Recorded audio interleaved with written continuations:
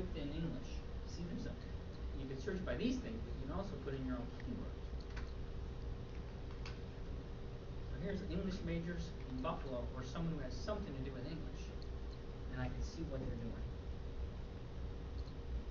So this guy here, Robin Durant, and view his full profile.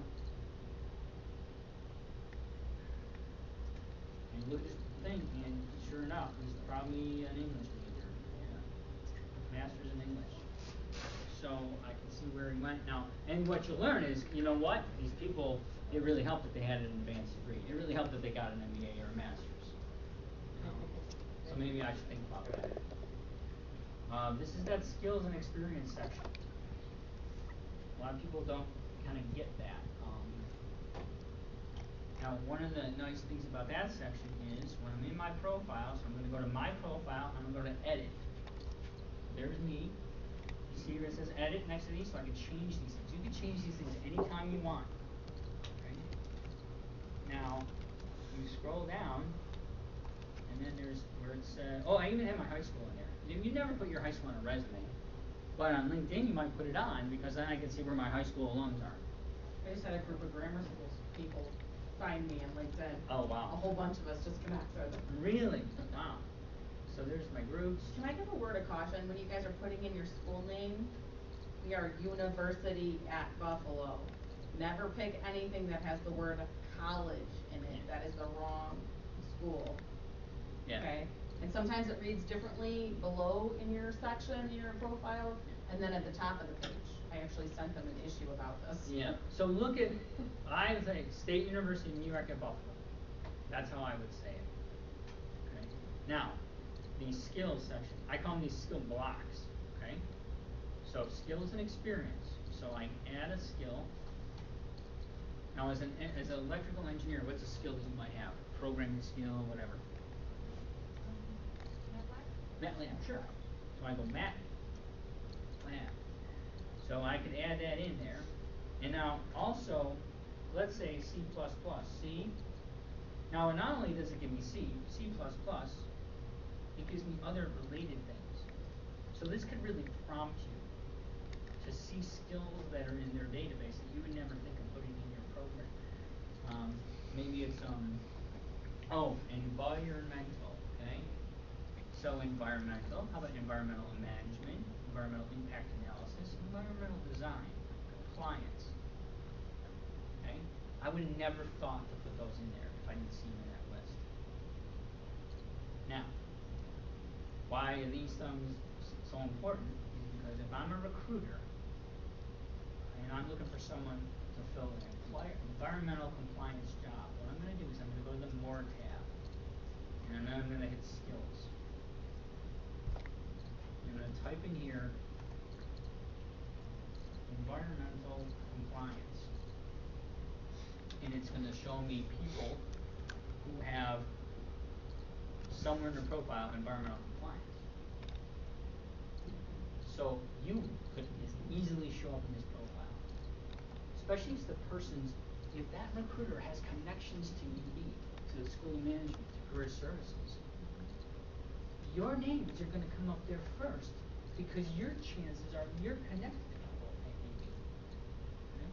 Now it's also going to give me related skills. So check out these skills because you might want to have these skills in your profile as well.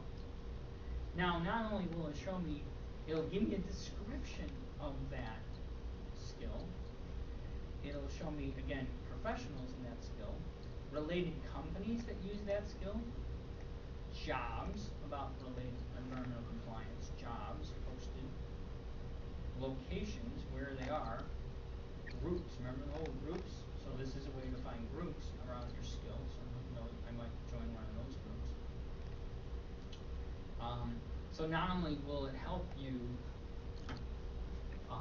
it'll help recruiters to find people, but it also helps you to find people on LinkedIn who have skills like finance,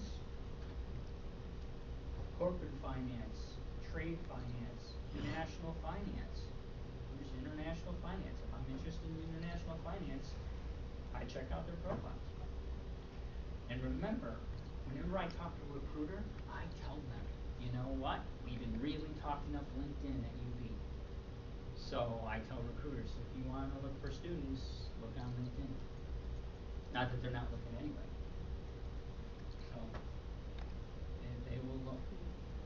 That's why you want to have your account good. Now, some people will hold off on making an account because it's not the best account yet. You know, and so just do as much as you can. Add little bits and pieces along the way. The other thing you want to do, in fact, in order to have, see how mine says 100% profile complete? See what percentage yours has. There's a secret to getting a 100% profile. To do that, you have to have at least 3 recommendations from someone. So what you do is you might go back to, let's say you did an internship a couple of years ago.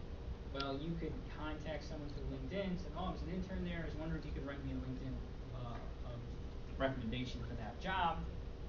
Say, sure. They write 1 sentence, 2 sentences, whatever they say.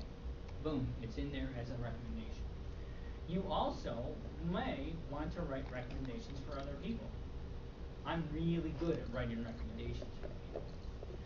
So it'll show, so when you look, this is one way that this is really kind of sneaky. One way we're helping the student prepare for a job interview, we went to the person who's going to be interviewing them. We looked them up. Then we looked at the recommendations that that person wrote for other people. And we looked for the things that they noticed in other people.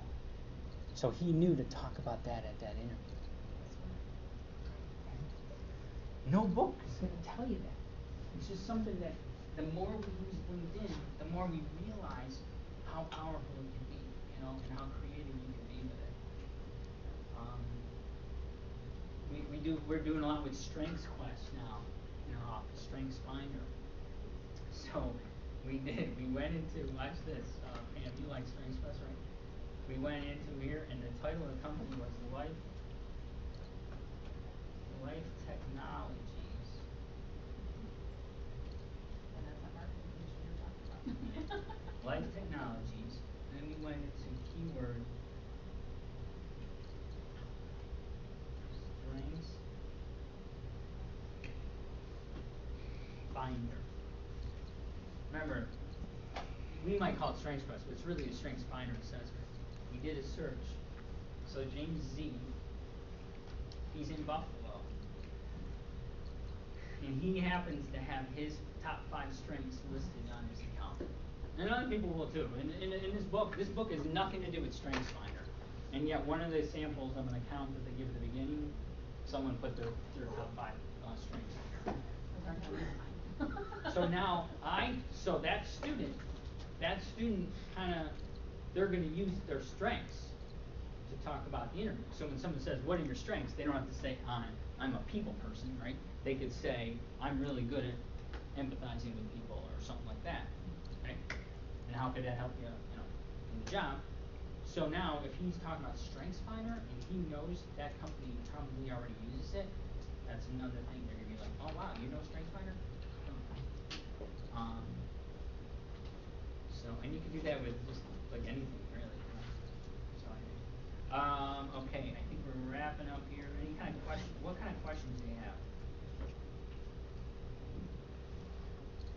I have a question. I'm sorry? I have a question. Yes. For example, if I have a former employer, he's in Oracle, but I'm not sure if he is still in there.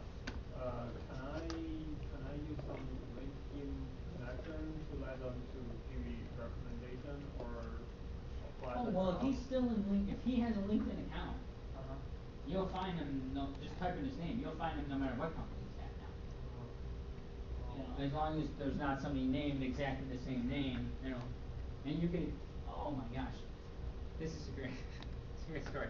When I was putting this together, this workshop, I contacted a bunch of HR people to ask them how they use LinkedIn and what I should tell students about it.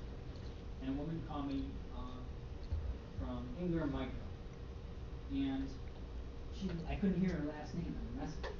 I know she works at Ingram Micro. I know she's in Buffalo. I went into LinkedIn. company search, Ingram Micro, Buffalo, her first name, boom, she's right there, Jennifer Cottonwell, or whatever. You know, so all you need is the first name. Scary. I used to define employment data now too, when people don't report their jobs, I look to see if Oh. if they got a job, cause I have to collect that. Oh my from gosh, school. yeah, that's right, yeah, so we can Awesome. see if our students got jobs, yep. Find a job, okay, we got that, more tab, answers on the more tab. So you can create kind of a reputation for yourself as being, having credibility and almost like expertise in your field by answering questions that are posted on the answers function in LinkedIn, the question and answer function, or you can post questions. You might not post a question that's already been asked 100 times, or you might not say, hey, does anyone have a job in this, you know, whatever. But you could, so look at that question. I haven't used that a whole lot, but you can see questions that have been asked in various fields, like engineering, sustainability. And I think there's a way that if you answer a question, you answer somebody else's question, then that person could rate your question as your answer as the best. And then it almost like goes into your LinkedIn profile that you answered a question better than anybody else or something like that. You know? So you can do a lot with that. Again, that learning center, skills, we talked about that, the applications, just creating an account's not enough. You need to actually network and constantly update it because also we get updates, so I get updates every week or whatever. It'll say all my connections and then what they've done on their account, so I can see kind of what they're doing on their account. Twitter, man, if you connect your Twitter account to this, don't tweet things like, oh, I'm glad the Buffalo Sabres won today. Don't do that, okay? Just separate it. Don't connect it. It's not Facebook. You know, everything that you do is your professional profile. Not you know, and you want them to see your professional profile, not that. Career services, school of management, just like we do resume reviews, we could do LinkedIn account reviews for you.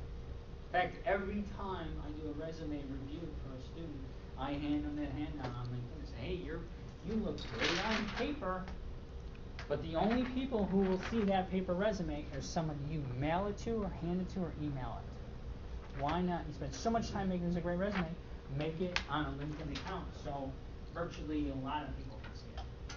So it's really LinkedIn and resumes go hand in hand. All right, that's it.